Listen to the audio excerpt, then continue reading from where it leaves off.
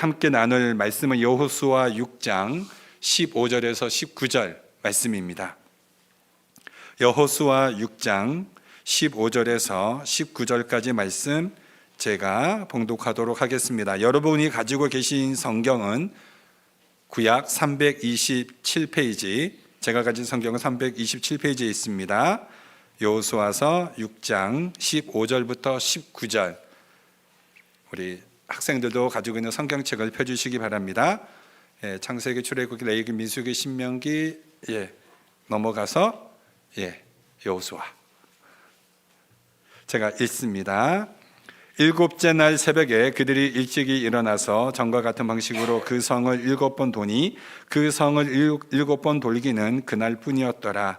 7번째 제사장들이 나팔을 불 때 여호수아가 백성에게 이르되 외치라, 여호와께서 너희에게 이 성을 주셨느니라. 이 성과 그 가운데 있는 모든 것은 여호와께 온전히 바치되 기생 라합과 그 집에 동거하는 자는 모두 살려주라. 이는 우리가 보낸 사자들을 그가 숨겨 주었음이니라. 너희는 온전히 바치고 바친 것 중에서 어떤 것이든지 취하여 너희가 이스라엘 진영으로 바치는 것이 되게 하여 고통을 당하게 되지 아니하도록 오직 너희는 그 바친 물건에 손대지 말라. 은금과 동철 가구들은 다 여호와께 구별될 것이니 그것을 여호와의 곳간에 드릴지니라 하니라. 아멘. 자, 오늘 내가 하면 내가 하고 기도하면 주가 한다라는 제목으로 오늘 하나님의 말씀을 전하도록 하겠습니다. 기도 제목이 내가 하면 내가 하고 그 다음에 기도하면 주가 한다. 이거는 제가 한 말이 아니고 영국에서 선교사로 활동했던, 그리고 세계 기도 정보라는 책을 편찬한 우리 패트릭 존스턴의 말입니다. 그는 기도의 능력이 없다면 어떻게 크리스찬이라고 할 수 있는가? 기도의 능력이 없으면 크리스찬이 아니다. 왜냐하면 여러분, 신앙생활이라는 것이 곧 기도생활입니다. 그러므로 내가 주님을 믿는 크리스찬이라면 당연히 우리는 기도의 능력을 믿어야 합니다. 그러니까 우리의 자신은 어떠한 존재입니까? 우리는 한없이 연약하고 또 한없이 무능한 존재입니다. 그러나 우리가 믿는 하나님은 전능하십니다. 그렇기 때문에 기도라는 것이 무엇입니까? 기도라는 것은 무능한 나와 전능하신 하나님의 능력을 연결시키는 것입니다. 그렇기 때문에 우리가 하나님의 말씀에 대해서 이해가 되고 그 말씀 앞에 순종하면 우리가 기도의 능력이 나타날 수밖에 없습니다. 우리가 모르는 것은 죄가 아니죠. 그러나 알려고 하지 않는 것은 죄입니다. 저는 지금 우리 이 예배를 함께 드리는 성도님들에게 기도의 능력이 무엇인가, 우리 성도들은 하나님의 자녀라면 기도의 능력을 알고 기도의 능력을 행하는 그런 성도들이 되어야 함을 제가 여러분에게 강조하고 있습니다. 그래서 오늘 특별히 전체적인 이 본문의 이 핵심적인 주제를 내가 하면 내가 하는 일이고 내가 기도하면 주님께서 일을 하신다라는 이 주제가 우리의 기도가 모토가 되었으면 좋겠습니다. 여러분, 기도 없이 살아가는 크리스찬은 하나님의 능력 없이 살아가는 사람과 마찬가지입니다. 그런 사람은 영적 고아예요. 여러분, 고아라는 것이 무엇입니까? 아무도 나의 버팀목이나 보호자가 없어서 내 힘으로 혼자 살아가는 사람을 우리가 고아라고 합니다. 그런데 우리에게는 아버지가 있습니다. 근데 우리가 믿는 그 아버지는 전능하십니다. 요한복음 14장 18절에 우리를 고아와 같이 내버려 두지 않으신다라고 하셨습니다. 그렇다면 우리를 고아와 같이 내버려 두지 아니하시는 그 전능하신 하나님 앞에 그 하나님의 능력을 왜 우리가 의지하지 않습니까? 왜 우리가 그 능력을 간구하지 않습니까? 그것이 곧 기도하는 것입니다. 세상에는 세 종류의 사람이 있습니다. 지혜로운 사람, 지혜 없는 사람, 그리고 미련한 사람. 제가 처음에는 한심한 사람이라고 적었어요. 근데 그건 좀 너무한 것 같아서 좀 미련한 사람이라고. 지혜 있는 사람은 어떤 사람입니까?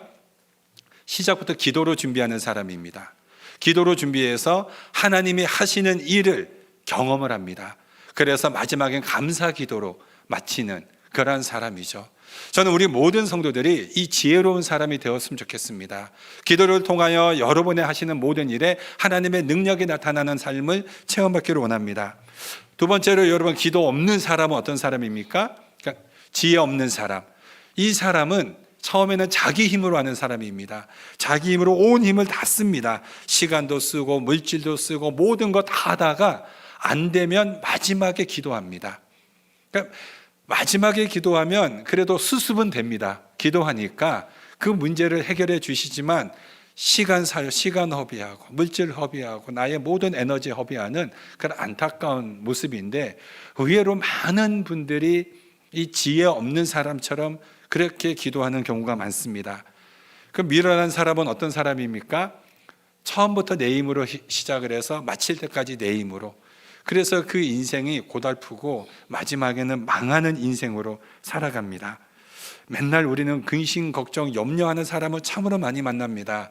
그러나 근심, 걱정, 염려는 하는데 기도는 안 합니다. 여러분, 그러면 그것이 어떻게 우리가 크리스찬이라고 할 수 있을까요? 그런 사람들은 진짜 고아입니다. 하나님 없는 자이죠. 우리 여러분, 예수님을 영접하지 않으니까 기도가 없습니다. 예수님을 영접했다면 우리가 기도를 안 할 수가 없습니다. 왜? 자녀의 기도를 들으시는 주님께서 지난주 말씀처럼 우리는 구하지만 우리의 구하는 것을 가장 좋은 것으로 응답하시는 그 하나님을 믿을 수밖에 없는데 어떻게 우리가 기도를 안 할 수 있겠습니까? 그러므로 기도 생활은 크리스천의 본질입니다. 우리가 기도를 하면 그때부터 우리 주님께서는 여러분 일하십니다. 그래서 저는 오늘 이 본문을 통하여서 이 본문의 여러 가지 주제와 각도로 볼 수 있겠지만 우리가 너무나도 잘 아는 이 여리고 사건을 통하여서 오늘 기도라는 이 관점으로 오늘 이 본문을 우리가 보고 또 이 말씀을 통해서 우리가 정말 하나님의 능력을 체험하는 그러한 시간들이 되었으면 좋겠습니다. 우리가 오늘 본문을 통하여서 보면은 지금 이스라엘 백성들이 출애굽하여서 광야를 거쳐서 드디어 하나님의 약속의 땅에 들어왔습니다. 출애굽 사건은 이것은 우리의 구원과 연결이 되죠. 그러니까 출애굽했다라는 것은 하나님의 자녀가 되었다라는 것입니다. 우리가 구원을 받은 것이죠. 광야를 지나가는 것은 우리가 하나님의 백성으로 다듬어져 가는 그러한 성화입니다. 물론 그 가운데 홍해바다를 지나가죠.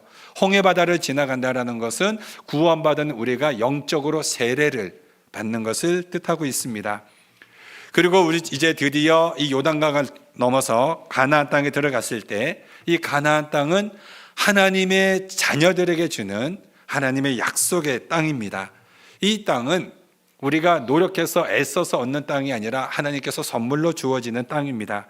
그리고 그곳에서 그 땅에서 너는 영적으로 누릴 그 하나님의 놀라운 복이 있는데, 하나님은 하나님의 백성들을 통하여서 약속의 땅에서 제사장 국가, 오늘날로 말하면 예배 공동체로 하나님은 당신의 자녀들을 통해서 세우시기를 원합니다. 그런데 하나님은 예배하는 공동체, 제사장 국가로 세우기 위하여서 하나님의 백성들을 약속의 땅에 들여보냈는데 들어가자마자 제일 먼저 맞닥뜨리는 것이 뭡니까? 거대한 이 여리고성을 보게 됩니다. 이것은 우리의 개인적인 신앙으로 이렇게 해석할 수 있습니다. 구원만 받으면 다 된 줄 알았습니다. 내가 구원만 받으면 이제 어떠한 어려움도 없을 거라 생각했는데 정작 우리가 구원받고 약속의 땅에 들어가니 제일 먼저 우리를 가로막고 있는 게 뭡니까? 거대한 여리고성이었습니다.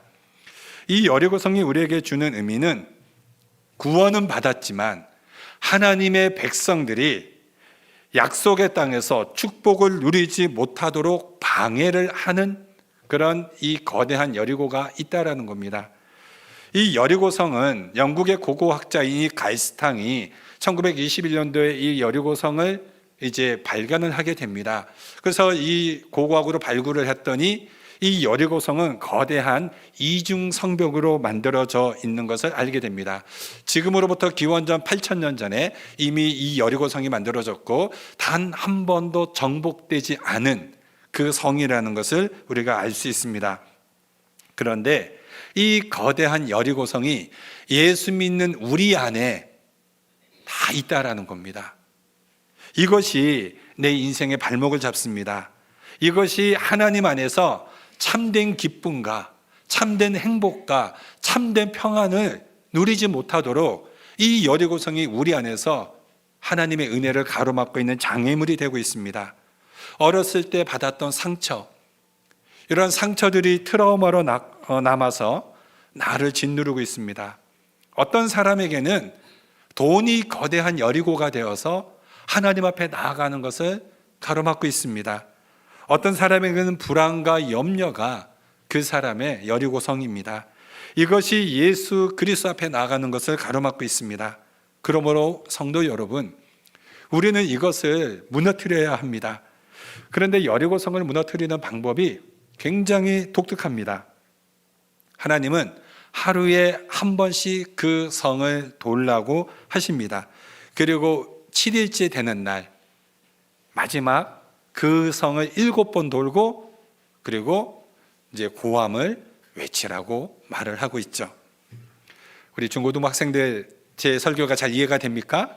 제가 학생들 이름을 다 알고 있기 때문에 여러분 고개를 숙이고 있으면 이름을 부를 수가 있어요. 네. 자, 그래서 이제 이 여리고성을 돌고 있는 그 가정 속에서 성을 돌아가는 하나님의 행진 구조를 세우는데 이 행진 구조가 굉장히 독특합니다. 앞과 뒤는 군사들로 세우고 그 다음에는 7명의 제사장이 나팔을 불게 합니다. 그리고 가운데에는 이제 법궤를 제사장들이 들고 있죠. 법궤는 하나님의 임재를 상징합니다. 그리고 이제 이 행진 구조가 하루에 한 번씩 거대한 여리고성을 돌게 하고 있습니다. 그 돌고 마지막 7번째는 7바퀴를 돌게 합니다. 그리고 나서 와 했더니 여리고성이 와르르르 무너졌습니다. 자, 여러분, 지금 하나님의 법궤, 하나님의 임재를 상징하는 이 법궤를 제사장들이 메고 그리고 7 나팔을 제사장들이 들고 그리고 7 나팔을 불자 백성들은 와 하고 함성을 지르고 이 여리고성이 무너졌습니다. 그런데 이 군사들이라고 앞에 세워놨지만 이 군사들은 무기가 없습니다. 그냥 빈손으로 서 있는 사람들입니다. 제가 한번 이 6장 5절 말씀을 읽어드리겠습니다. 제사장들이 양각 나팔을 길게 불어 그 나팔 소리가 너희에게 들릴 때에는 백성은 다 큰 소리로 외쳐 부를 것이라. 그리하면 그 성벽이 무너져 내리니 백성은 각기 앞으로 올라갈지니라 하시매. 여기서 제일 중요한 단어가 뭐냐면 양각 나팔을 길게 불었다. 지금 이거예요. 양각 나팔을 길게 불었다. 왜냐하면 양각 나팔을 길게 부는 이 단어는 전체 구약 성경에서 이 본문 말고 딱 한 군데만 나옵니다. 그게 출애굽기 19장 13절에 나옵니다. 그 말씀도 읽어드리겠습니다.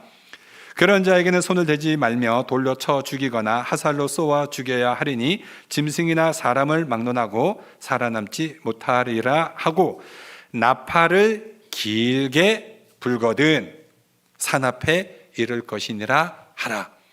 이게 지금 배경이 뭐냐면 하나님의 그 시내 산에 모세가 올라가는데 하나님의 임재를 상징할 때 하나님이 그 시내 산에 임재하실 때 나팔을 길게 불어서 하나님이 임재하셨다라는 것을 지금 알리는 것입니다. 그러면 이스라엘 백성들에게 나팔을 길게 분다는 것은 하나님께서 이곳에 임재하시니 너희는 하나님 앞에 뭐 하라는 겁니까? 기도로 준비하라는 겁니다. 기도하라는 거예요. 기도하는 그곳에 하나님이 임재하신다라는 겁니다. 그러면은 그 하나님이 임재하심에 그 수많은 행군들을 여리고 성을 돌게 할 때 하나님은 한마디도 하지 마라, 침묵해라 라고 하나님께서 명령을 내리셨습니다. 하나님이 왜 침묵하라고 하셨을까요? 여러분, 기도의 능력을 어떤 사람들은 믿지만 어떤 사람은 믿지 못하는 사람들이 있습니다. 그러니까 기도의 능력을 믿지 못하는 사람들이 있으면 이제 그 사람들은 사람의 소리를 냅니다. 사람의 소리. 그 사람의 소리가 뭐냐면 부정적이고 불평하고 원망하는 거죠. 이 성을 돌면서 말을 하게 했다면 틀림없이 사람은 본질적으로 악해서 야, 이 성을 돈다고 이 성이 무너져? 한 번도 정복당하지 않는 이 이중 성벽이 무너져? 이게 지금 뭐 하는 짓이야? 우리 지금 뭐 하는 거야? 이거 지금 올바르게 향하고 있는 거야? 작전을 세워야지, 군사를 세워야지. 이게 지금 이런 원망과 불평, 부정적인 이런 사람의 소리가 나오지 않겠습니까? 근데 언제나 부정적인 소리는 파급 효과가 큽니다. 칭찬은 절대로 퍼지지 않는데 이 험담이나 불평 같은 이 인간의 소리는 얼마나 빨리빨리 퍼지는지 모릅니다. 그러면 어떻게 됩니까? 그러면 공동체가 무너지죠. 뭐 하자고 할 때 그런 거 한다고 되겠어? 뭐 우리 여전도에 헌신예배가 있는데 여전도에 저기 우리 수련회가 있는데 거기 뭐 별 새로운 거 있겠어? 이렇게 말하면 다 이거 인간의 소리예요. 아셨죠? 뭐 맨날 드리는 예배 오늘 주일에 한번 빠진다고 뭐 괜찮지. 사탄의 소리입니다. 이런 거는 사탄의 소리죠. 이런 인간의 소리들이 있습니다. 이런 인간의 소리들이 공동체를 파괴시키게 됩니다. 그러면은 믿음 있는 하나님의 백성들은 이 여리고성을 돌 때 어떠한 마음으로 이 성을 돌았겠습니까? 당연히 기도하며 이 성을 돌죠. 하나님의 임재의 소리가 있는 이 나팔이 울려 퍼집니다. 그런 백성들은 이 마음속으로 간절히 기도하게 되죠. 무엇을 기도하겠습니까? 하나님, 이곳에 임재하여 주시옵소서. 전능하신 하나님 이곳에 임재하여 주시옵소서. 이 거대한 여리고성을 무너뜨려 주시옵소서. 나는 할 수 없습니다. 우리는 할 수 없습니다. 우리는 연약합니다. 그러나 하나님이 임재하시면 능히 이 여리고성을 무너뜨릴 줄 믿습니다. 이들이 그런 마음으로 기도하지 않겠습니까? 우리가 왜 예배 시작 전에 기도의 제목을 띄우고 기도할 때 첫 번째 기도 제목이 뭡니까? 이 예배 가운데 하나님의 임재가 임하도록. 우리 안에는 인간의 거대한 여리고성이 내 안에 있어서 그것이 나를 가로막고 하나님의 은혜를 가로막습니다. 우리가 하나님의 임재가 있으면 내 안에 가로막고 있는 그 거대한 여리고성이 다 무너지게 됩니다. 그러니 이 예배는 하나님이 임재하시는 예배가 되어야 되죠. 그 하나님의 임재가 있는 예배는 어떤 예배입니까? 기도하는 자들로 나타난 하나님의 임재입니다. 기도하는 자들이 하나님의 임재를 사모할 때 이 예배 가운데 하나님이 친히 우리 심령 가운데 임재함을 믿습니다. 아멘. 예. 그러니 이들이 간절히 기도하니, 이 이스라엘 백성들이 간절히 기도하니 누가 일하십니까? 하나님이 일하십니다. 내가 내 힘으로 이 여리고성을 무너뜨리겠다고 해보십시오. 이스라엘 백성들은 무기가 없습니다. 무기라는 것이 고작 막대기입니다. 사울 왕 때 사울 왕과 요나단만 칼을 가지고 있었습니다. 그때도 이스라엘 군대는 칼이 없었습니다. 기껏해야 곡괭이 정도. 이제 다윗 넘어가서야 이제 칼을 가지게 됩니다. 그런데 이미 이 가나안 땅은 철 무기를 가지고 있고 전차를 가지고 있는, 철병거를 가지고 있는 그러한 자들이 있었습니다. 그러니까 상대가 안 되죠. 막대기 들고 어떻게 싸웁니까? 그런데 막대기 들고 이 여리고성을 싸우겠다고 해보십시오. 그것이 과연 가능하겠습니까? 그런데 이렇게 한심한 인생처럼, 미련한 인생처럼 평생 내 힘으로 한번 살아보겠다고, 내 힘으로 뭔가를 승리하겠다고, 요즘 말로 말하면 삽질하는 인생들이 있습니다. 그런 인생은 여러분 망하는 인생입니다. 하나님이 하셔야 합니다. 하나님이 하시면 됩니다. 그래서 하나님이 친히 여리고성 가운데 임재하십니다. 하나님이 임재하시는 그 모습을 보자 이스라엘 백성들이 그 하나님이 임재하시는 모습을 보면서 함성을 지릅니다. 함성이라는 것은, 이 함성을 우리는 제의적 함성이라고 그럽니다. 그러니까 제의적 함성이라는 것이 뭐냐면 하나님 앞에 예배를 드릴 때 하나님 앞에 제사를 드릴 때 하나님이 그 예배를 받으시는 거죠.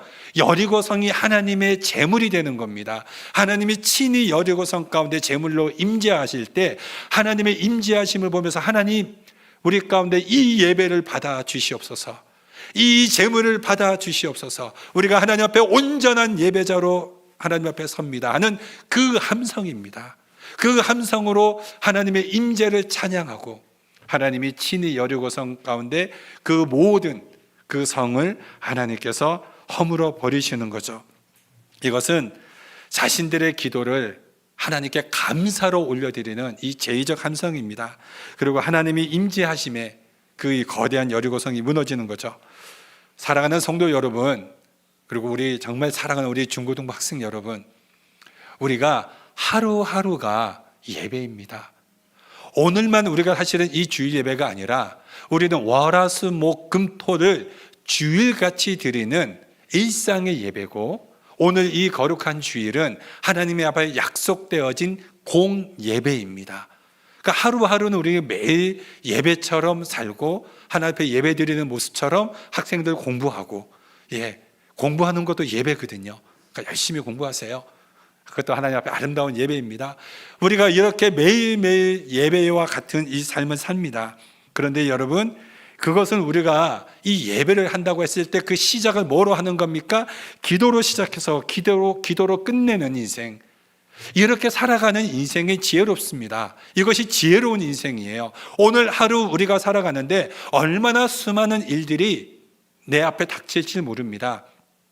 우리가 지난주 말씀드렸죠. 정비형 인생이 되지 수리형 인생이 되지 말자. 정비형 신앙, 매일매일 일어나기 전에 모든 매사를 기도하는 겁니다. 오늘 하루 나에게 일어나는 모든 일들 가운데 하나님 앞에 미리 기도로 준비하는 거죠. 그리고 그 하루의 일과가 마쳤을 때 마지막을 하나님께서 나를 평탁해 주신 그 하나님 앞에 감사 기도로 마치는 것입니다. 이렇게 살아가는 인생이 지혜로운 인생입니다. 그리고 특별히 이 7일 중에 우리가 정해진 이 주일날은 우리의 모든 것을 가지고 온전히 주님 앞에 드리는 날입니다. 모든 성도들이 한 마음이 되어서 오직 전능하신 하나님 앞에 나의 물질, 나의 시간, 나의 마음, 이 모든 것을 온전히 하나님 앞에 드리는 날이죠. 하나님의 임재를 간절히 사모하며 기도에 전념할 때 하나님이 우리의 예배를 받아 주시옵소서. 기도하며 나갈 때 하나님이 친히 임재하십니다. 오늘 본문에 없는 내용을 우리 중고등부 학생들에게 제가 잠시 간증하는 내용을 말씀을 좀 드리겠습니다.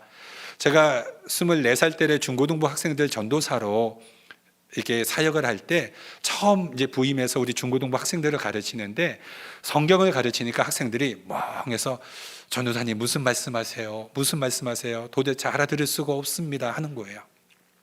그때 학생들이 한 여러분 정도 되는 그 정도 숫자였던 것 같아요. 그래서 제가 학생들을 데리고 여름방학에 수련회를 갈 때 여주 기도원으로 수련회를 데려갔습니다. 그리고 한밤에 산에 다 데리고 갔어요. 학생들이 무서워가지고 자 우리 기도하자 그랬더니 애들이 무서워서 살고자 기도하는 거예요. 살고자, 주님 살려주세요 하고 애들이 막 소리를 지르는 겁니다.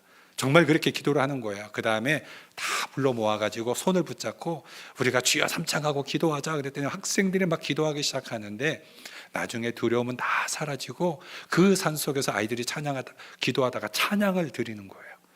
그리고 해서 다 숙소로 내려와가지고 학생들이 자기 방에 안 돌아가고 또 기도하기 시작하는 겁니다. 또 기도하기 시작해요.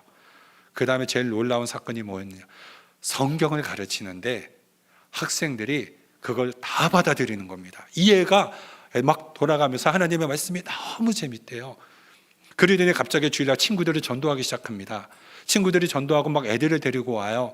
그리고 주일날 예배가 끝났습니다. 떡볶이 순대를 사주니까 그거 실컷 먹고 나서 교회당에 앉아가지고 찬양 틀어놓고 막 기도를 하는데 애들이 강대상에 올라가고 성가대 밑에 의자에 들어가고 막 기도하기 시작하는 거예요. 기도에 불이 붙었습니다. 그렇게 해서 3년 했는데 그 3년 동안에 12명 모이는 중고등부가 80명이 넘었어요. 근데 이 아이들 전부 다 기도의 용사였습니다. 하나님의 기도가 하나님의 강력한 체험을, 그 강력한 체험을 하니 그 중고등부의 부흥이 일어나는 겁니다. 저는 우리 중고등부 학생들이 기도를 통하여 하나님을 체험하고 하나님의 뜨거운 은혜를 여러분 때에 만났으면 좋겠습니다. 저 이 목사도 고등학교 1학년 때 예수님 만났거든요. 그래서 중고등부가 너무 좋아요. 학생들이. 여러분은 저를 싫어하고 그럴지 몰라도 저는 너무 좋습니다. 짝사랑이지만 여러분이 꼭 그 나이 때 예수님 만났으면 좋겠습니다. 이 자리에 함께 예배드리는 성도 여러분, 우리가 여러분 사복음서를 읽어보면은 아주 재미있는 장면이 하나 있습니다. 사복음서를 보면은 예수님의 제자들이 기도를 그렇게 안 합니다. 예수님 혼자 기도하고 기도 좀 하라고 해도 예수님의 제자들이 다 줍니다. 기도를 안 해요. 근데 가만히 생각해 보니까 저 같아도 기도 안 하겠어요. 왜냐하면 예수님이 옆에 계시니까. 예수님이 옆에 계시니까 기도할 필요가 없습니다. 예수님, 저 이 문제 생겼습니다. 이 문제 해결해 주세요.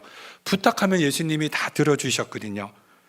한번 여러분 성경을 보세요. 성경을 보면은 예수님께서 베드로의 장모가 병들어서, 지금 베드로의 장모가 병들었습니다. 그래? 예수님이 그 장모에게 가가지고 안수하고 병을 고쳐주셨습니다. 예수님이 나사로가 병들었다고 와서 살려달라고, 나사로가 죽었습니다. 그 부탁을 듣고 예수님에 가셔서 나사로를 살려주십니다. 혈루병 걸린 여인, 예수님께 다가가서 그 부탁을 들어주시고 그 질병을 고쳐주십니다. 예수님 때에는 제자들이 문제가 있으면 부탁만 하면 돼요. 예수님 도와주세요. 그럼 예수님이 다 해결해 주시거든요. 그런데 문제는 예수님이 부활하시고 하늘로 승천하셨습니다. 이제 안 계세요. 제자들 옆에 예수님이 안 계십니다. 그때 어떻게 합니까, 제자들이? 그때부터 기도하기 시작합니다. 예수님이 안 계시니까 기도하는 거죠. 오순절 마가의 다락방 이들이 뭐합니까? 사도행전 1장 14절에 마음을 같이하여 오로지 기도에 힘쓰더라. 여러분, 예수님이 안 계시니까 더 이상 이제는 부탁할 수가 없는 것입니다. 그래서 기도에 힘쓰기 시작합니다. 그래서 제자들이 간절히 주님께 기도하니까 제자들에게 뭐가 나오기 시작합니까? 능력이 나오기 시작합니다. 기도하니 감옥문이 열립니다. 기도하니 죽은 자를 살리게 됩니다. 이제는 예수님이 어디 계신가 찾아갈 필요가 없습니다. 예수님은 우리가 기도하면 하나님 보좌 우편에서 우리의 기도를 다 예수님이 들으십니다. 믿으십니까? 예수님이 갈릴리에 계실 때에는 예루살렘에 있는 병자들을 고칠 수가 없었습니다. 왜냐하면 그때는 예수님이 육체를 가지고 계셨기 때문에 한순간에 가질 수 없는 이 육체의 제약이 있었습니다. 그러나 이제는 상관이 없습니다. 우리는 여러분 아파도 기도할 수 있습니다. 예수님은 우리의 기도를 다 들으시는 분이기 때문에 우리는 아파도 기도할 수가 있고, 어두우면 성경책은 읽을 수 없지만 어두우면 우리는 기도할 수 있습니다. 여러분, 우리가 골방에서 기도해도 우리는 열방을 움직일 수 있습니다. 그러니 장소, 시간, 이 모든 것 관계없이 우리가 기도할 때 하나님은 우리의 기도를 들어 응답해 주십니다. 그러므로 여러분, 기도는 핑계할 수 없습니다. 내가 무엇 때문에 기도 못해, 핑계가 될 수 없습니다. 어떠한 상황에 있든지 나의 문제를 하나님 앞에 간구하면 됩니다. 그런데 이런 놀라운 기도의 능력이 있는데 우리는 왜 자꾸만 이렇게 무기력한 신앙생활을 할까요? 왜 우리는 무기력한 인생을 살아갑니까? 내 안에 있는 하나님 앞으로 나아가는 것을 가로막고 있는 거대한 여리고와 같은 장벽이 내 안에 가로막고 있기 때문에 그렇습니다. 그것이 나를 고통스럽게 합니다. 그러면 기도를 통하여서 그 내 심령 가운데 하나님의 임재함을 통하여 그 여리고성을 무너뜨리면 됩니다. 그래서 우리가 간절히 기도하면 나아가면 되는데, 기도하지 않으니까, 간구하지 않으니까 우리가 하나님 앞에 나아가는 은혜를 받지 못하는 거죠. 여러분, 기도가 있는 곳에 하나님이 친히 임재하십니다. 우리가 성자 예수님께 기도하죠. 우리는 마지막에 예수님의 이름으로 기도합니다 하고 우리의 기도를 올려드립니다. 그러면 성자 예수님은 그 기도를 들으시고 옆에 계신 성부 하나님 앞에 그것을 간구합니다. 우리를 위해서 중보하시죠.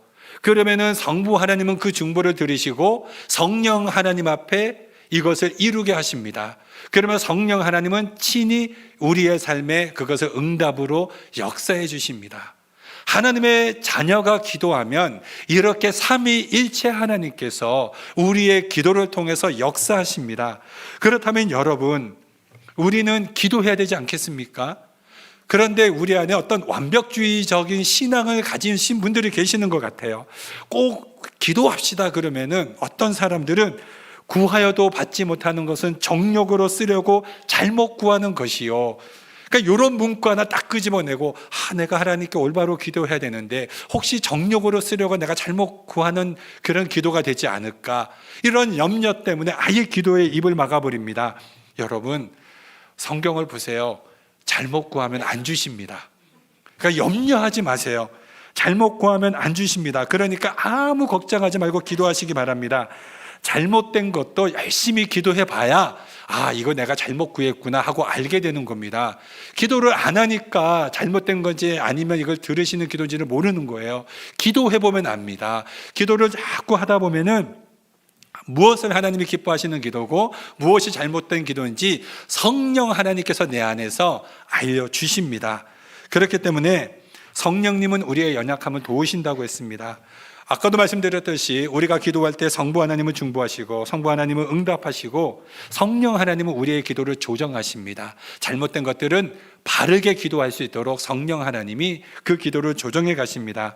그러니까 막 구하세요. 아무 생각하지 마시고 하나님을 믿으시고 그 전능하신 하나님 앞에 여러분의 삶의 모든 문제들을 많이 아낌없이 구하시기 바랍니다. 여러분, 교회를 위해서, 여러분의 가정을 위해서, 자녀, 여러분 뜻대로 됩니까? 내 자녀도 내 마음대로 안 됩니다. 요즘은 반항도 합니다. 어떻게 합니까? 하나님께 기도하는 거죠. 하나님 앞에 기도해서 그 자녀를 주님 앞에 맡기는 것입니다. 염려 불안해 하지 마시고 염려 불안해 하실 그 시간에 기도하시기 바랍니다. 기도하다 보면 내가 구해야 될 것을 성령님께서 인도해 주십니다. 무엇보다 내가 하나님 앞에 간절히 기도하면 가장 큰 축복이 무엇인지 아십니까? 하나님의 마음을 알게 됩니다.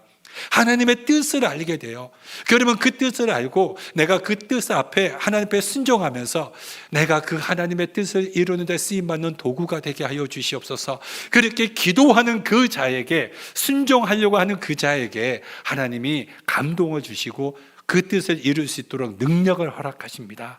우리 예수 믿는 사람의 능력이 뭡니까? 하나님이 나와 함께 하시는 능력 아닙니까? 우리가 이것을 믿으면서 우리가 신앙생활 해야 되지 않겠습니까? 그랬을 때 나를 통하여 하나님의 능력이 나타나시고 하나님의 능력이 나타나서 하나님의 뜻이 이루어질 때 그 영광을 하나님께서 받으십니다. 그리고 그렇게 도구로 사용해 주신 나를, 나같이 부족하고 연약한 이 죄인을 도구로 사용해 주신 그 하나님 앞에 너무 감사 고백을 드리게 되죠. 이게 사도 바울의 고백이었습니다. 나같이 능력 없는 자, 나 같은 이 죄인, 교회를 핍박했던 나 같은 죄인을 사용해 주시는 그 하나님 앞에 바울은 항상 감사 고백하며 순종하며 나가지 않았겠습니까? 저는 우리 사랑하는 벨뷰 한인교회 모든 성도들이 이 기도의 능력을 체험하는 성도들이 되어지시기를 바랍니다. 말씀을 맺습니다. 여러분, 가나안 땅에는 여리고 성 말고도 많은 성들이 있었습니다. 이 많은 성들을 어떻게 물리치면 된다라고 하나님이 알려주십니까? 첫 번째 성인 이 여리고 성을 너희가 기도로 물리쳤다면 나머지 성들도 어떻게 하면 된다고요? 기도하면 된다라는 거예요.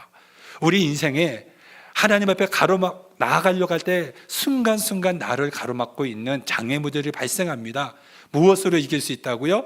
기도로 이길 수 있다고요. 우리 중고등부 학생들이 하나님 앞에 나아가려고 할 때 여러분의 그 부모들이 이해하지 못하는 여러분의 고민들이 있죠. 그거 어떻게 이길 수 있다고요? 기도하면 그 문제 능히 극복할 수 있다고요. 성경이 지금 그것을 알려주고 있습니다. 절대 바뀌지 않을 것 같은 내 생각, 내 고집, 내 자존심, 하나님 앞에 간절히 기도하면, 그리고 내 안에 하나님이 친히 임재만 하시면 나의 고집이 무너집니다. 나의 세상적 가치관이 무너집니다. 나의 끊어내지 못하는 죄성이 무너집니다. 그리고 하나님이 내 자신을 하나님의 거룩한 소유물로 삼아 주십니다. 하나님의 자녀로서 하나님의 임재를 경험하는 그 은혜가 있게 됩니다.